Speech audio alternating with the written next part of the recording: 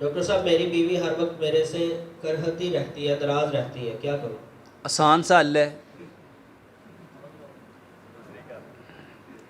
Hello بھائی کہندا دوجی کر لو.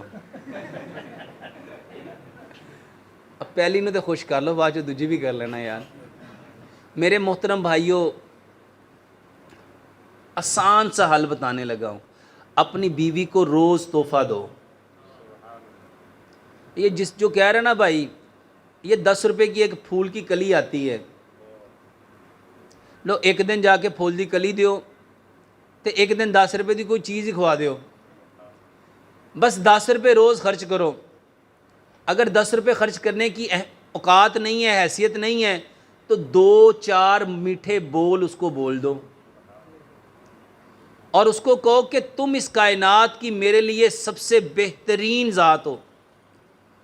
تمہارا چہرہ دیکھ کے میرے دل کو فرحت ملتی ہے، تمہیں دیکھ کے میری روح کو تسکین ملتی ہے. تم جب سے میری زندگی میں آئی ہو بہار آ گئی ہے. تو جدو کہو گے تینوں ویکھ کے مینوں تاپ چڑھدا ہے، تینوں ویکھ کے میرا بلڈ پریشر ود جاندا ہے، گھر آواں تے مینوں تے محترم بھائیو تے پھر انہیں بیچاری نے کوسنا ہی ہے. میرے محترم بھائیو، بہترین آپ اپنی بیوی کو ملو، اسے کہو السلام علیکم. کبھی اردو میں بھی کہہ کے دیکھو، اللہ کی تم پہ سلامتی ہو، ورحمت اللہ، اللہ تمہارے روح اور بدن کی جتنی ضروریات ہیں ساری پوری کر دیں.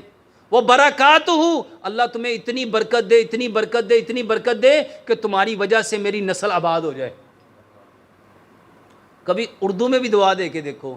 میرے محترم بھائیوں، نبی صلی اللہ علیہ وآلہ وسلم سلام کو تحفہ کہا کرتے تھے. سلام کو اپنی بیوی کو. میرے محترم بھائیوں، یہ تو سب کو تحفہ دینے کا حق ہے، تو بیوی تو بیچاری زیادہ مستحق ہے. تو اس کے ساتھ میٹھے بول.